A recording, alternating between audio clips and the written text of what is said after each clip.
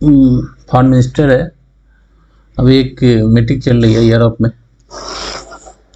तो उन्होंने अपना ये बात बताया कि भाई जो उसमें उन्होंने बताया कि भाई जिस तरह से हमने मतलब इंडिया ने अपना मार्केट खोल रखा है चाइना के लिए चाइनीज गुड्स के लिए, उस तरह से चाइनीज अपना मार्केट नहीं खोल रखा है। और जो हमारा करंट अकाउंट डेफिसिट जो CAD है, करंट अकाउंट डेफिसिट, वो लगभग $100 बिलियन के लगभग है।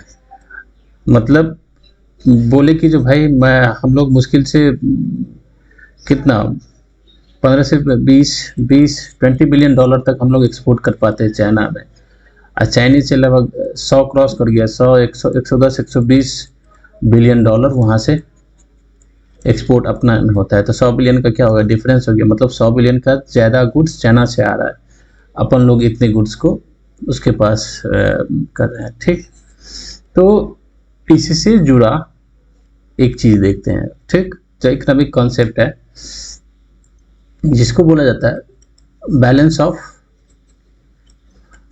Of payment. क्या वर्ड है, एक तो बैलेंस है किसका, पेमेंट का बैलेंस है। ठीक, ये होता क्या है, इसमें होता क्या है कि मतलब ये किसी कंट्री का मतलब कोई रेसिडेंट कंट्री का नॉन रेसिडेंस कंट्री के रिस्पेक्ट में देखा जाता है। ठीक, नॉन रेसिडेंस कंट्री के रिस्पेक्ट में देखा जाता है। देखिए इस कंट्री का इससे डेबिट और क्रेडिट कितना है, मतलब अपन ने इससे मान लीजिए 50 का मतलब 50 का ट्रेड हुआ, मतलब डेबिट किए हैं, मतलब 50 दिए हैं। ठीक, और 30 इससे लिए हैं। ठीक, डिफरेंट मोड्स ऑफ ट्रांजेक्शन है जो इकोनॉमिक ट्रांजेक्शन हुआ है अपने रेसिडेंस और नॉन रेसिडेंस कंट्री का। यहाँ पे रेसिडेंस और नॉन रेसिडेंस कंट्री क्या यूज क्यों किया जाता है भाई, क्योंकि इस रेसिडेंस कंट्री के अंदर आके कोई अदर देश मतलब मान लीजिए इसी कंट्री का कोई आदमी है, कोई मतलब पर्सन है, वो भी तो यहाँ आके इसमें मतलब प्रोडक्शन कर सकता है ना। ये सिटीजन यहाँ का है लेकिन इसके इकोनॉमिक इसके GDP में इसका भी कंट्रीब्यूशन है, ये यहाँ पर प्रोडक्शन कर रहा है, इसीलिए रेसिडेंस नॉन रेसिडेंस कंट्री के रेस्पेक्ट में देखा जाता है। ठीक, तो 30-50 का हमने उसको दिया है, 30 लिया है, तो 20 का क्या हो गया, अपन इसके ऊपर चढ़ा हुआ, मतलब 20 इसको देना होगा। ठीक, ये हो गया बैलेंस ऑफ पेमेंट, मतलब रेसिडेंस नॉन रेसिडेंस कंट्री के बीच में देखते हैं। इसी इकोनॉमिक ट्रांजेक्शन्स को जब ये 50 का इकोनॉमिक ट्रांजेक्शन हुआ है, उसको कुछ दिए हैं 50 रुपये कोई गुड्स दिए हैं, इससे 30 रुपये के लिए हैं गुड्स, तो 20 रुपये तो हमने इसके पास ज़्यादा दिए ना, तो 20 रुपये का क्या हो गया, इसके लिए हो गया, इसको पेमेंट करना पड़ेगा, 20 रुपये इसको पेमेंट करना पड़ेगा। ठीक, तो जब ये वर्ल्ड लेवल पे देखते हैं बैलेंस ऑफ पेमेंट, तो ये तो एक कंट्री हो गया। वर्ल्ड लेवल पर मान लीजिए यहाँ से यहाँ तक ये सारे कंट्री है, सारे कंट्री के रिस्पेक्ट में जब देखते हैं तो ये BOP कितना हो जाता है, BOP इक्वल्स टू ये 0 हो जाता है। क्यों भाई, ये 50 दिया, इसको 30 लिया, अब जितना इधर गया इसका मान लीजिए ये डेबिट इधर हुआ और इसका ये क्रेडिट हुआ, जब सबको जोड़ेंगे तो क्या हो जाएगा, 0 हो जाएगा। 0 हो जाएगा बैलेंस ऑफ पेमेंट। अब देखिए ये बैलेंस ऑफ पेमेंट, इसका ये BOP सब देखना किसका है, मैनेज करना किसका है वर्ल्ड लेवल पे, ये IMF का काम होता है, इंटरनेशनल मॉनेटरी फंड ये करता है। ठीक, इंडिया के अंदर किसका होता है, ये इंडिया के अंदर अपना जो सेंट्रल बैंक होता है उसी के पास सब कुछ डेटा वेटा रहता है, सेंट्रल बैंक होता है उसके पास ये काम होता है। ठीक, देखते हैं ना जो कितना डेबिट हुआ है कितना क्रेडिट हुआ है, फिर उसके बाद देखते हैं जो भाई अपन को अपने देश के ऊपर कितना मतलब दूसरे देश को देना है।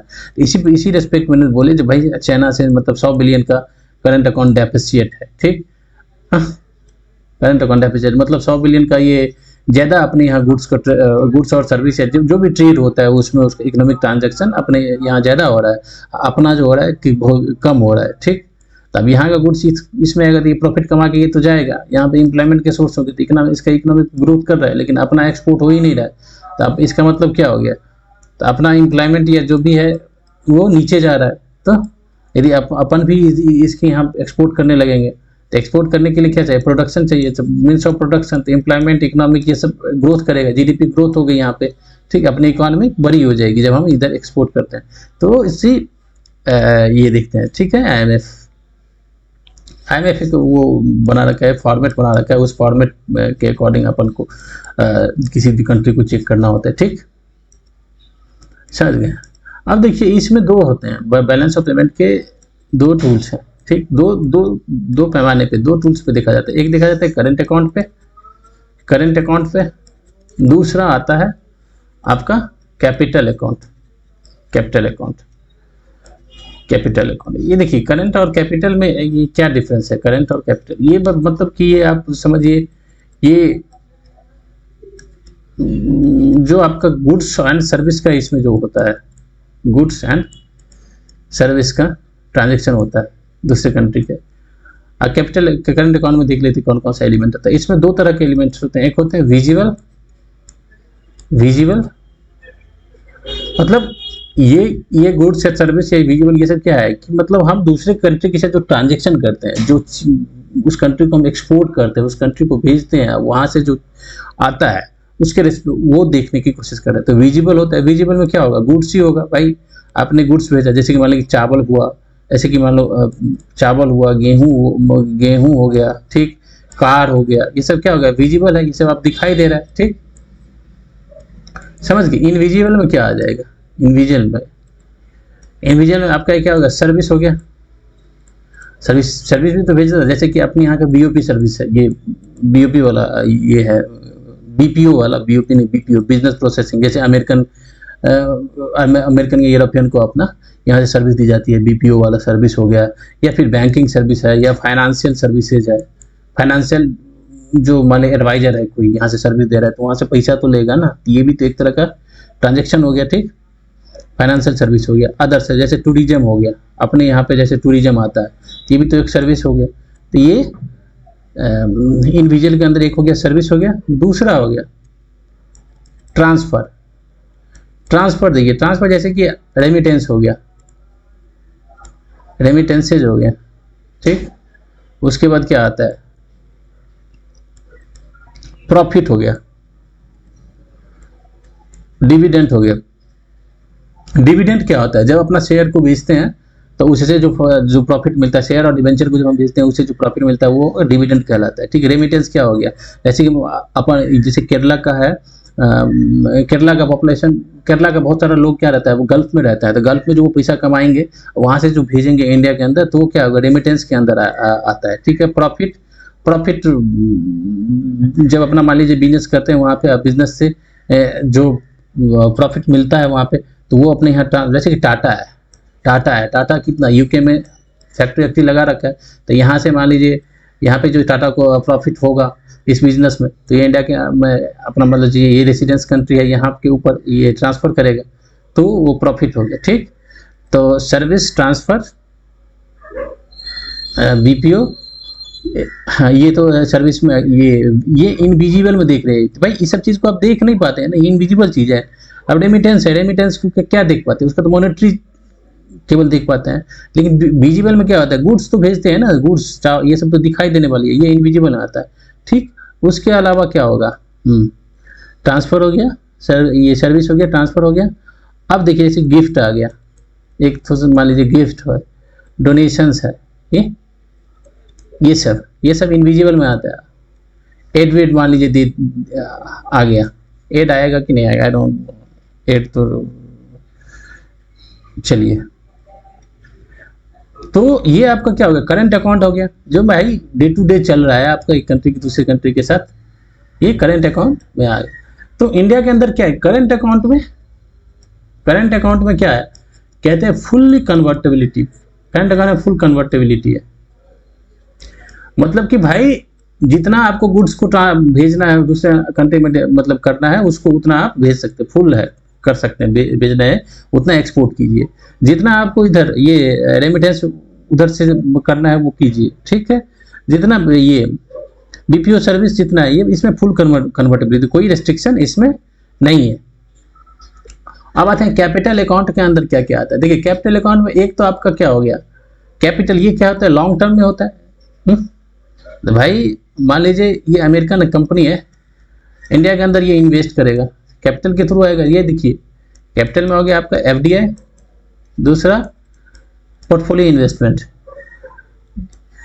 अभी फॉरेन डायरेक्ट इन्वेस्टमेंट, एफपीआई हो गया पोर्टफोलियो इन्वेस्टमेंट, ये दो चीज मान लीजिए, ठीक। दूसरा देखिए अपना जो मान लीजिए गवर्नमेंट है, गवर्नमेंट किसी दूसरे कंट्री से लोन लेगा तो उसको क्या बोलो, सोवरेन डेट हो गया, ठीक, ले लिया। और ईसीबी हो गया, मतलब जो आपका कमर्शियल बोरोइंग है, जो आपका क्या मान लीजिए ये आपका जो प्राइवेट मतलब कॉर्पोरेट सेक्टर है वो यदि लोन उठाता है, ठीक है, बाहर से, तो ये आ जाएगा ईसीबी, एक्सटर्नल कमर्शियल बोरोइंग, इसको बोलते हैं एक्सटर्नल कमर्शियल बोरोइंग हो गया। तीसरा क्या हो जाता है, मान लीजिए कि कोई फॉरनर मतलब एनआरआई है, उसको इंडिया के अंदर क्या करना है, बैंक इंडियन बैंक में उसको पैसे डिपॉजिट करना है, ठीक है। तो उसके लिए एक अकाउंट होता है FCNR अकाउंट, इसमें आके वो पैसा जमा करता है। तो ये सब आपको क्या होगा, कैपिटल अकाउंट में आ जाता है, ठीक। भाई एनआरआई है, मान लीजिए उसको अमेरिका के अंदर उसके बैंक में उसको इंटरेस्ट नहीं मिल रहा है, मतलब कि कम इंटरेस्ट मिल रहा है, और उसको अपना जो एनआरआई इंडिया के अंदर उसको लग रहा है कि भाई यहाँ पे अच्छा मतलब इंटरेस्ट मिल रहा है, तो वो वहाँ से पैसा भेजेगा तो FCNR में आएगा। तो ये क्या हो गया, इसका कैपिटल अकाउंट में आ गया। अब मान लीजिए इंडिया में इंटरेस्ट कम होगा तो यहाँ से ये लेके जाएगा, यहाँ पे इंटरेस्ट कम हो गया, अमेरिका में ज़्यादा इंटरेस्ट दे रहा है तो पैसा उठा के तो लेके जाएगा ना यहाँ से, ठीक।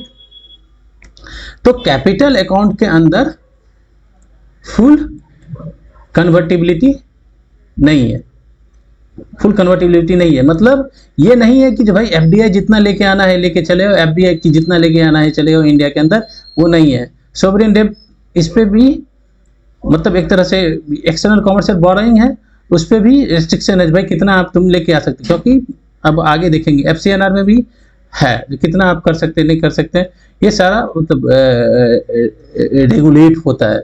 मतलब कैपिटल अकाउंट में रिस्ट्रिक्शन है, आप नहीं कर सकते। अब हम देखने की कोशिश करते हैं, पहले करंट अकाउंट के अंदर देखेंगे।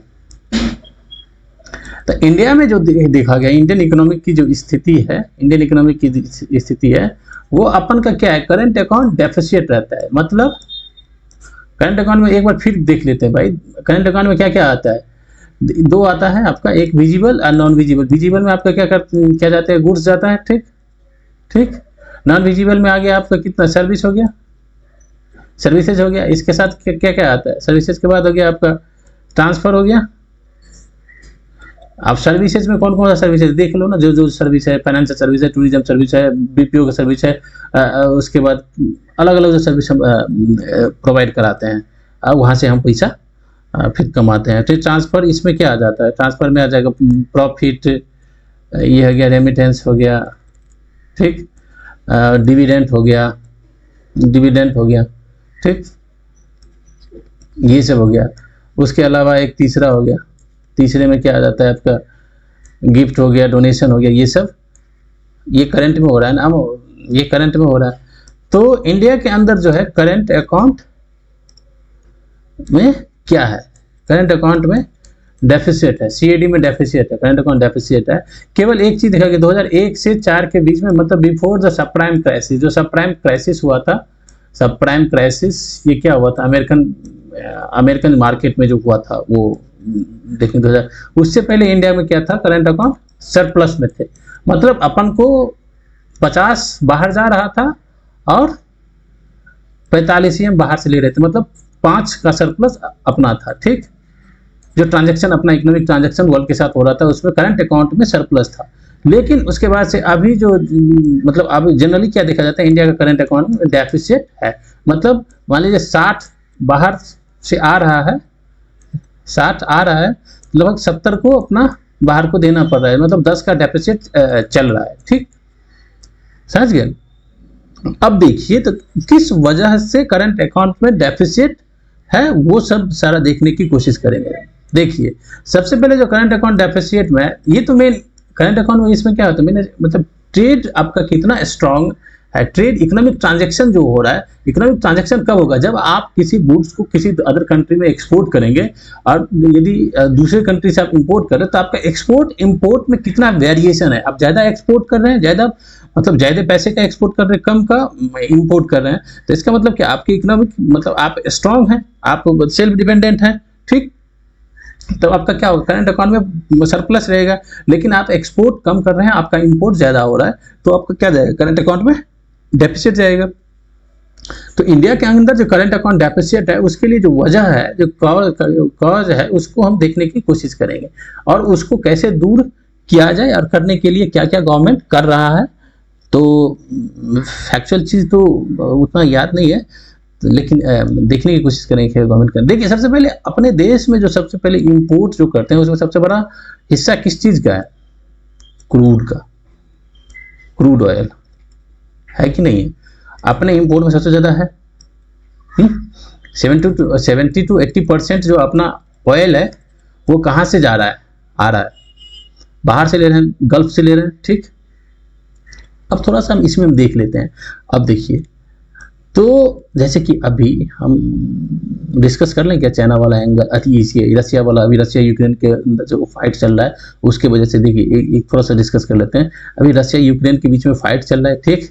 अब रसिया के ऊपर रिस्ट्रिक्शन लगा दिया, जो भी वेस्टर्न वर्ल्ड है लगा दिया, और यूरोपियन ने लगा दिया, जो भाई तुम ये क्रूड अपना नहीं बेचोगे, जो लेगा उसके ऊपर सैंक्शन लगा देंगे, इकोनॉमिक सैंक्शन लगा देंगे, एक्सेप्ट इंडिया को छोड़ दिया, ठीक। इंडिया के क्यों छोड़ दिया? वो इंडो पैसिफिक वाला एंगल है, क्योंकि वेस्ट को इंडो पैसिफिक में चाइना को काउंटर करने के लिए, या इधर उसको इंडिया की ज़रूरत है, तो इंडिया के ऊपर थोड़ा सा वो एक तरह से कह सकते हैं जो मतलब लिबरल अप्रोच रखा है, ठीक। अब रसिया को क्या चाहिए? रसिया को अपनी मतलब लड़ाई करने के लिए उसको तो पैसा तो चाहिए ना, मतलब डिफेंस का इक्विपमेंट ये सब खरीदेगा। तो उसने क्या किया, अपने ऑयल प्रोडक्शन को बढ़ा दिया और पैसे को कम कर दिया। जब मतलब बाहर मार्केट में $80 रुपये पर बैरल मिलेगा, तो रसिया ने अपना कम कर दिया, बोला 60 पर बैरल देंगे। इंडिया अपना जम के ले रहा है, खरीद रहा है यहाँ से, ठीक। हम यदि यहाँ से खरीदेंगे तो अपना कम पेमेंट करना पड़ेगा रसिया को, ठीक। तो करंट अकाउंट जो डेफिसिट है वो क्या हो जाएगा, कम होगा, ठीक, समझ गए। तो अब जो अपना जो करंट अकाउंट डेफिसिट का जो सबसे बड़ा वजह क्या है, क्रूड ऑयल। 70 to 80% हम बाहर से खरीदते हैं।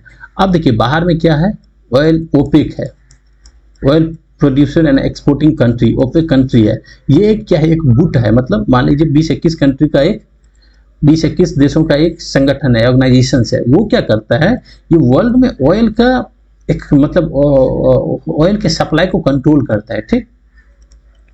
ये ओपेक 1960s में, आई थिंक 61 या 62 में ये बना था। इसका मतलब हेडक्वार्टर आई थिंक वहाँ पे है, वियना में है, ऑस्ट्रिया, हाँ वियना में है, ठीक। ये 21 कंट्री का है, जिसमें कि मान लीजिए अरेबियन वर्ल्ड का बहुत सारा कंट्री है। फिर उसके बाद वेनेजुएला भी बहुत बड़ा ऑयल का रिजर्व है, उसका भी आता है, वो भी आता है। तो ये सब मिला के इंडोनेशिया भी ऑयल का सब करता है। तो ये सब मिला के 20-21 कंट्री का गुट है। ये क्या करता है, वर्ल्ड में ऑयल के सप्लाई को कंट्रोल करता है। अब जैसे कि मान लीजिए ऑयल का डिमांड बहुत ज़्यादा हो गया, ठीक। तो ये क्या करेगा, डिमांड ज़्यादा हो गया तो फिर ये क्या करेगा, इसका मतलब इनकम तो बढ़ जाएगा। मान लीजिए डिमांड कम हो गया, ठीक। तो ये क्या करता है, अपना प्रोडक्शन को घटाता बढ़ाता है, जिसमें कि इसके मान लीजिए कि अब हम नेक्स्ट पेज पे देखने की कोशिश करते हैं, थोड़ा सा एक बार देख लेते हैं, ठीक। ये ओपेक हो गया, ठीक। अब वर्ल्ड में अभी ऑयल का डिमांड ज़्यादा हो गया, तो डिमांड इधर ज़्यादा हो जाएगा और सप्लाई कांस्टेंट है, ठीक। तो क्या हो जाएगा, प्राइस बढ़ जाएगा। भाई सप्लाई कांस्टेंट है, डिमांड ज़्यादा हो गया तो प्राइस बढ़ जाएगा। या इसका डिमांड कम हो गया तो सप्लाई कांस्टेंट है तो प्राइस तो कम जाएगा ना। सप्लाई कांस्टेंट है तो प्राइस कम हो जाएगा। लेकिन ये क्या करेगी, यदि सप्लाई को कम कर देंगे तो क्या हो जाएगा, प्राइस जो पहले था वैसे ही रहेगा। जितना डिमांड है उतना ही सप्लाई रहेगा, तो जो पहले था वही करेगा। तो सप्लाई को कम करने के लिए क्या करेगी, प्रोडक्शन को नीचे कर देता है, ठीक, समझ गए।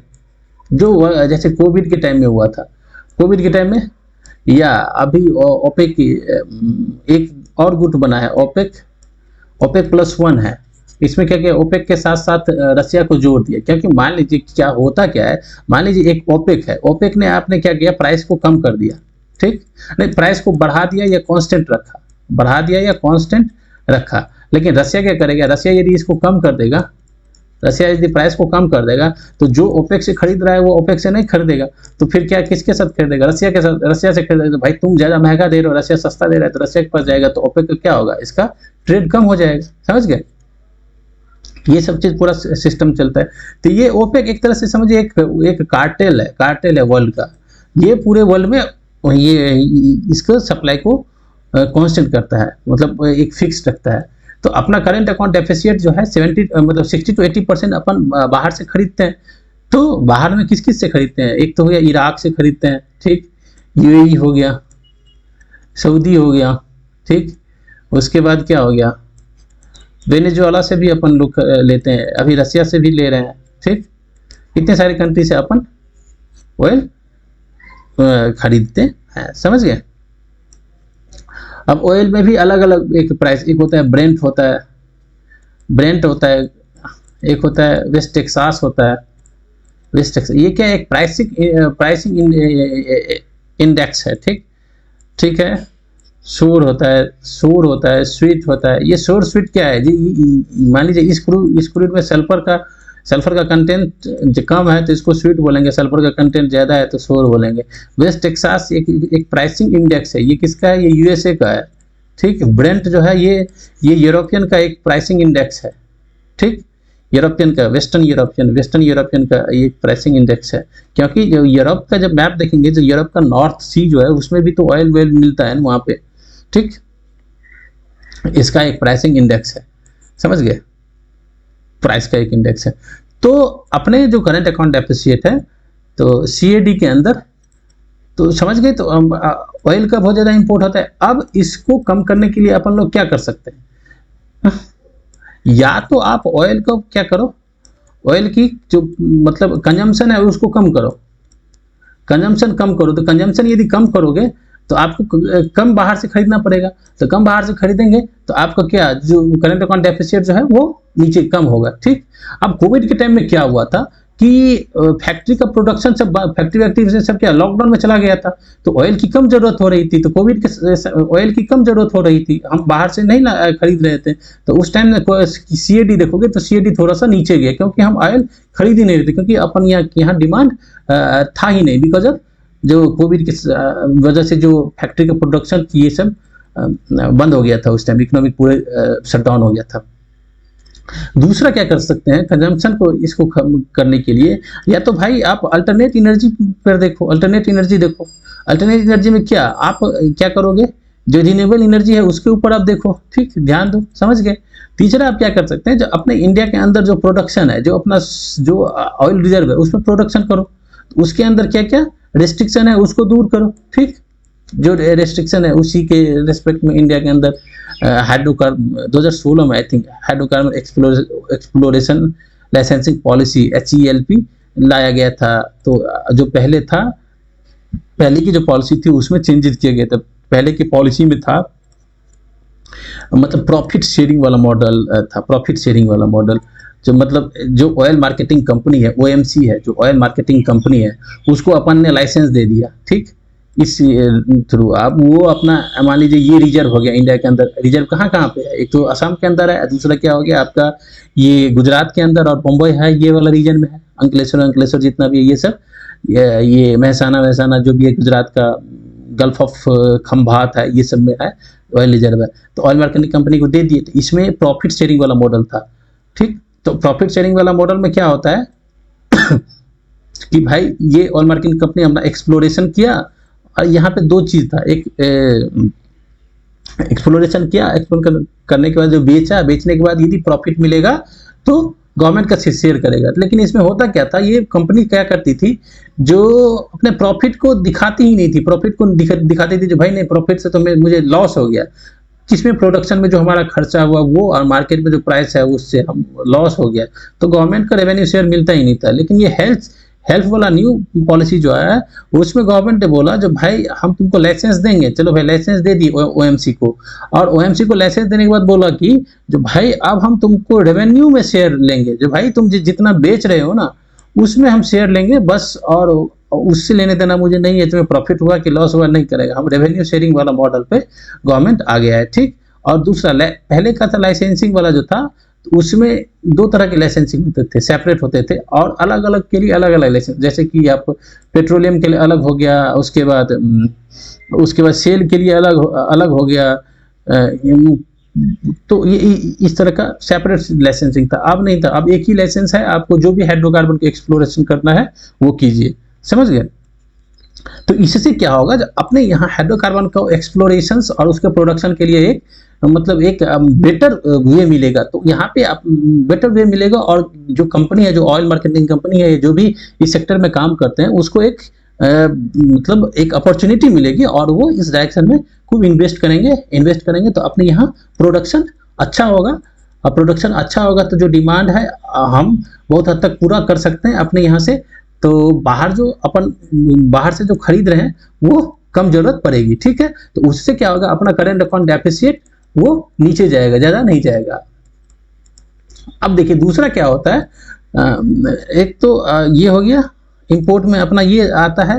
ठीक है, दूसरा इंपोर्ट में आप दूसरा आइटम देखोगे तो ऑयल के अलावा दूसरा आइटम अपने यहाँ गोल्ड का इंपोर्ट बहुत ज्यादा हम लोग करते हैं। गोल्ड का इंपोर्ट करते क्यों है भाई, गोल्ड का इंपोर्ट क्यों करते हैं वो देखने की जरूरत है। अब देखिए, जैसे कि मान लीजिए ये पर्सन है, उसके पास क्या है, मान लीजिए उसके पास सेविंग है। अब इस सेविंग को क्या करेगा, ये इन्वेस्ट करेगा ना, कहीं पे इन्वेस्ट करेगा।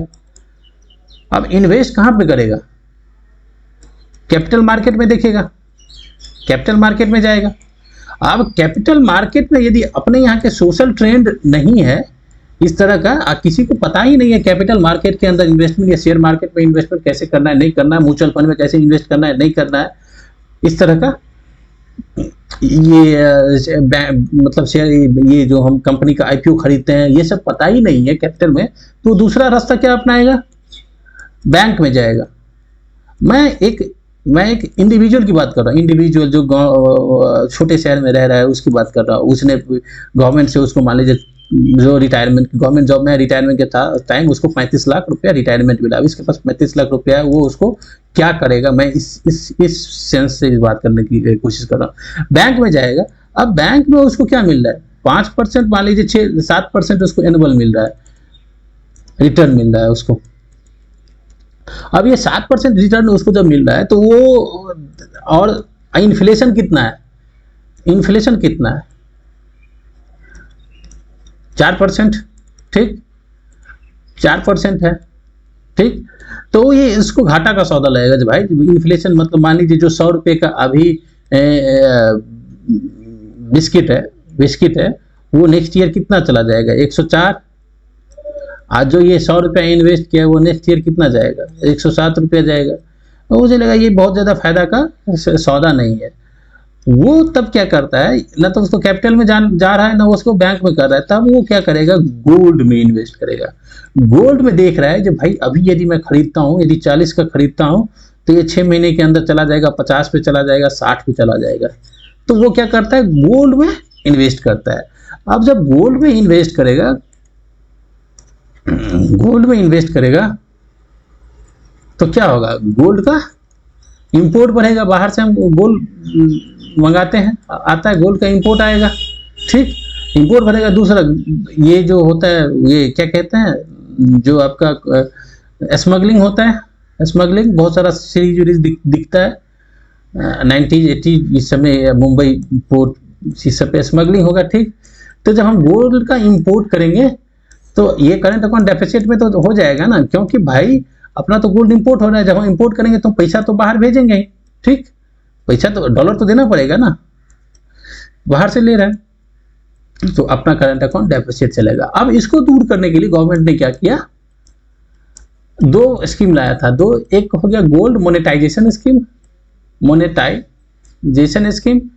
ये अभी जो गवर्नमेंट जो आया है, गोल्ड मोनेटाइजेशन एक, दूसरा एक सोवरेन गोल्ड बॉन्ड लेके आया था, सोवरेन गोल्ड बॉन्ड लेके, ठीक, ये दो बॉन्ड लेके आए। इस दोनों का पर्पस क्या है, इस दोनों स्कीम का पर्पस ये है तो भाई अपन को इस दोनों स्कीम के थ्रू अपन को बाहर से गोल्ड इंपोर्ट करने की जरूरत ना पड़े, तो हमारा करंट अकाउंट डेफिसिट नीचे जाएगा, ठीक। तो ये हो गया। अब देखिए, तो अब एक तो हम क्रूड वाले देख लिए, एक गोल्ड वाले देख लिए, ठीक। अब अपन इंपोर्ट वाले तो आइटम देख लिए। अब देखो अपन को करंट अकाउंट डेफिसिट को कम करने के लिए और क्या करना चाहिए, ठीक। एक तो मेन दो आइटम देख लिए, क्रूड ऑयल वाले और दूसरा ये गोल्ड वाले देख लिए। अपन को क्या करना चाहिए, अपन को जो इस सीएडी को कम करने के लिए जितना अपन बाहर से लेके आ रहे हैं उससे ज़्यादा यदि हम बाहर भेजें, मान लीजिए क्रूड से और मान लीजिए गोल्ड से, तो मान लीजिए हम 50 बिलियन का, हम 50 बिलियन डॉलर का बाहर से लेके आ रहे हैं। यदि हम 100 बिलियन बाहर ट्रेड कर देंगे, बाहर भेज देंगे गुड्स, 100 बिलियन डॉलर गुड्स भेज देंगे, तो अपन करंट अकाउंट डेफिसिट जाएगा नहीं। देखो, क्योंकि ना तो क्रूड को हम, हमारे पास कोई अभी इमीडिएट क्या है, कोई सप्लीमेंट है जो भाई क्रूड बाहर से लेना बंद कर दे। गोल्ड पे तो बहुत ज़्यादा रिस्ट्रिक्शन लगा देते हैं, लेकिन फिर भी जैसे शादी विवाह का टाइम आएगा तो गोल्ड का बढ़ ही जाता है, तो करंट अकाउंट डेफिसिट हो ही जाता है, ठीक। तो ये सब है। तो इससे लड़ने के लिए अपन को करना क्या चाहिए, इसके साथ मतलब इस प्रॉब्लम से फाइट करने के लिए क्या करना चाहिए। तो इसके लिए अपन भाई एक्सपोर्ट को बढ़ाओ। तो एक्सपोर्ट को बढ़ाने के लिए एक तो चलो भाई ठीक है, आपका कैसे एक्सपोर्ट बढ़ेगा, जैसे कि देखिए अपने जो गुड्स है, गुड्स को बढ़ाओ, एक्सपोर्ट करो। तो आपने जो गुड्स जो अपना जो ट्रेड होता है, एक्सपोर्ट होता है, उसमें एमएसएमई सेक्टर का क्या है, बहुत ज़्यादा रोल है। इवन अपने एक्सपोर्ट में आई थिंक 40% एमएसएमई का रोल है, 40% एक्सपोर्ट एमएसएमई करता है। तो यदि एमएसएमई को हम और अच्छा अपॉर्चुनिटी दें, उसको प्रोवाइड कराए, जैसे लोन हो गया, स्किल हो गया, उसके बाद टेक्नोलॉजी हो गया, ठीक। कोविड के टाइम में मतलब जैसे कि अभी इकोनॉमिक मतलब थोड़ी सी स्लो डाउन चल रहा है, मार्केट स्लो डाउन चल रहा है, तो इसके जो लोन ले रखा है, तो इसके इंटरेस्ट जो लग रहा है उसमें हम मतलब क्या दे, मतलब सबवेंशन कर दे, इंटरेस्ट सबवेंशन स्कीम कर दे, ठीक है, इंटरेस्ट में कम कर दे, या थोड़ा सा जो इंटरेस्ट को, इसको जो पेमेंट करने का जो टाइम है उसको हम थोड़ा सा एक्सटेंड कर दे, बढ़ा दें। एनपीए वाले इसमें एनपीए वाला एंगल लेके नहीं आए। एसएमए एनपीए में होता है ना, एसएमए 1, एसएमए 0 अकाउंट, एसएमए 0, 1, 2, 3 होता है ना, स्पेशल मेंशन अकाउंट जो कर देते हैं, फिर उसके बाद उसको सब स्टैंडर्ड एनपीए, फिर मतलब स्ट्रेसफुल और डिस्ट्रेस लॉस, इस तरह का अकाउंट कर देते हैं। उसके बाद क्या होता है, तो उसका मतलब इकोनॉमिक ट्रांजेक्शन वो वीक हो जाता है, तो फिर वो नीचे चला जाता है, ठीक है। तो इसमें हम इसको इंटरेस्ट का थोड़ा सा कम कर दे, ड्यूरेशन टाइम बढ़ा दे उसको, ठीक। उसके साथ साथ अपन और क्या कर सकते हैं, R&D टेक्नोलॉजी के लिए इसको कोलैबोरेट करवा दे, ठीक। तो ये सब क्या होगा, तो एमएसएमई का बढ़ जाएगा, प्रोडक्शन बढ़ जाएगा। दूसरा, एमएसएमई को प्रोडक्शन बढ़ने के साथ साथ एक देखिए, जैसे कि अपना जो SEZ है, स्पेशल इकोनॉमिक जोन है, तो SEZ पे एक बाबा कल्याणी कमेटी आया था, बाबा कल्याणी कमेटी आए थे, उन्होंने इसका एक्सेस किया, मतलब करने के बाद, इसको देखने के बाद देखा जो भाई SEZ तो हम इसलिए बनाए थे, अपना SEZ जो बनाया था 1960s में बनाया था, पहला कांडला में बना था, ये फैक्ट मुझे याद था, तो मैंने बोला कि चलो ठीक है। तो SEZ जो था, तो भाई SEZ तो मेन ये होता है ना, जो हम एक अपने कंट्री के अंदर एक ऐसा जोन बना लिए, जिस जोन के अंदर जो अपना रेगुलेशन है, रूल है, उसको थोड़ा सा हम लोग क्या लिबरल करते हैं। जैसे कि जो भाई जैसे कि मान लो इसको हम जो टैक्सेशन है, टैक्स हॉलीडे दे दिए भाई, टैक्स जो तुमको अभी 3 साल तुमको नहीं करना है। जैसे कि रजिस्ट्रेशन है, इसमें यदि रजिस्ट्रेशन करने के लिए क्विकली रजिस्टर करवा दिए, ठीक। उसके बाद क्या होगा, जैसे कि लेबर, इसके अंदर कोई जॉब करेगा तो इसको जो लेबर के लिए जो होता है, जैसे कि EPFO हो गया, ESI कार्ड हो गया, ठीक। उसके बाद जो और सारे होते हैं, प्रोविडेंट फंड, ये सब में पैसा देना होता है ना, उस सबको क्या रेस्ट्रिक्ट, मतलब थोड़ा सा लिबरल कर दीजिए, भाई अभी तुमको ये सब काम नहीं करना है, तुम केवल क्या करो, इस जोन के अंदर तुम प्रोडक्शन को बढ़ाओ और एफडीआई का जो नॉर्म्स होता है उसमें हम ईज कर दिए, जो भाई एफडीआई लेके आएगा तो वो टैक्सेशन वैक्सेशन को हम ईज कर देते हैं। ठीक, तुम क्या करो, आप एसईजेड में क्या होता है, तुम क्या करो अभी प्रोडक्शन को बढ़ाओ और एक्सपोर्ट करो। तो इससे क्या होगा, जब हम एक्सपोर्ट करेंगे बाहर के मार्केट में तो अपना सीएडी कम हो जाएगा, क्योंकि ये गुड्स के कैटेगरी में जाएगा, गुड्स की कैटेगरी में जाएगा तो अपना करंट अकाउंट डेफिसिट कम हो जाएगा। ठीक, एसईजेड में ये करते हैं। इसके लिए बाबा कल्याणी कमेटी है, बाबा कल्याणी कमेटी ने जब देखा तो इसमें बोला कि नहीं भाई, जो एसईजेड है ना वो अच्छा परफॉर्मेंस नहीं कर रहा है, क्योंकि मान लीजिए इस एसईजेड में आया 3 साल इसमें काम करता है और जब उसका पीरियड खत्म हो जाता है, क्योंकि टैक्स हॉलीडे देंगे तो मैं सर्टेन पीरियड के लिए देंगे 3 साल, जब उसका टाइम खत्म हो जाता है तो फिर क्या करता है यहाँ पे क्लोज कर देता है, क्योंकि क्लोजिंग नॉर्म्स भी बहुत ईजी होता है। जब मैंने कोई कंपनी यहाँ पे काम कर रहा है एसईजेड के अंदर, उसको जब क्लोज करना है तो ज़्यादा रिस्ट्रिक्शन नहीं होता है, जो भाई क्यों कर रहे हो नहीं कर रहे हो, मतलब ईजिली वो उसको क्लोज कर सकता है। तो ये क्या करता है एसईजेड के अंदर अपना कंपनी को क्लोज किया और फिर दूसरे एसईजेड में जाकर अपना रजिस्ट्रेशन करवा लेता है। ठीक, अब वहाँ पे अपना काम करता है। तो इस तरह से ये परफॉर्म करता है। और जो इसका मेन रोल है, मेन काम क्या है, जो भाई प्रोडक्शन बढ़ाओ और एक्सपोर्ट को ज़्यादा करो, एम्प्लॉयमेंट को जनरेट करो। हाँ ठीक, ये सब काम है इसका, लेकिन ये कर नहीं रहा है। तो बोला कि जो भाई इसको बाबा कल्याणी कमेटी बोले थे जो भाई एसईजेड को ईजेड बनाओ, ईजेड मतलब एम्प्लॉयमेंट एक्सपोर्ट जोन ऐसे करके बोले थे। जो भाई इसको जो जिस भी तरह का मतलब लिबर्टी हम दे रहे हैं, जैसे कि टैक्स में हॉलीडे दे रहे हैं या टैक्स हॉलीडे दे रहे हैं या मतलब रजिस्ट्रेशन में या और क्या कह सकते हैं, जैसे कि सब्सिडी बहुत सारा दे रहे हैं, जैसे कि मान लीजिए लैंड लेगा या यहाँ से मान लीजिए क्या इलेक्ट्रिसिटी का जो प्रोवाइड कराएगा स्टेट से, तो उसको हम कम कर देते हैं उसमें सब्सिडी देके। तो ये सब देंगे किस कंडीशन पे देंगे, तो भाई तुम एम्प्लॉयमेंट कितना जनरेट कर रहे हो इसमें और एक्सपोर्ट कितना अब तुम कर रहे हो, ये दो कंडीशन सब जब देखेंगे तुम्हारा परफॉर्मेंस अच्छा है तब जाके तुमको हम देंगे। तो इसके थ्रू अपना क्या होगा, एक्सपोर्ट बढ़ेगा, तो एक्सपोर्ट बढ़ेगा तो अपना करंट अकाउंट डेफिसिट इसमें कम होगा। तीसरा अपन क्या कर सकते हैं, जैसे कि अपन क्या ये है जो अपना जैसे कि एग्रीकल्चर प्रोडक्ट है, एग्री को आप एक्सपोर्ट करो। ठीक, एग्री एक्सपोर्ट में आप क्या वैल्यू एडिशन करो। ठीक, वैल्यू एडिशन करो और वैल्यू एडिशन के साथ साथ जो आपका ये हो गया क्या कहते हैं, जो थोड़ा डाइवर्सिफाई लाओ, डाइवर्सिफिकेशन को करने की जरूरत है अपने एग्रीकल्चर एक्सपोर्ट में, डाइवर्सिफिकेशन करने की जरूरत है। तीसरा क्या, जो आपका ये है जो जीआई टैग वाला मटेरियल है, जीआई टैग वाला मटेरियल है उसको बेटर एक्सेस करो मार्केट में, मार्केटिंग इसको ये सब करो, मार्केटिंग करो, ब्रांडिंग करो, ये सब करो बढ़िया सा, और फिर इसके यूरोप में स्थित करो।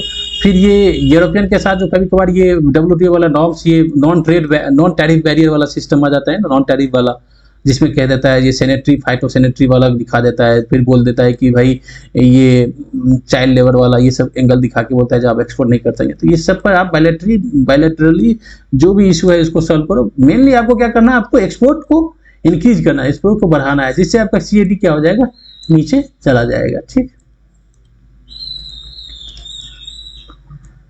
अब हम फिर देखेंगे, बाद में देखेंगे।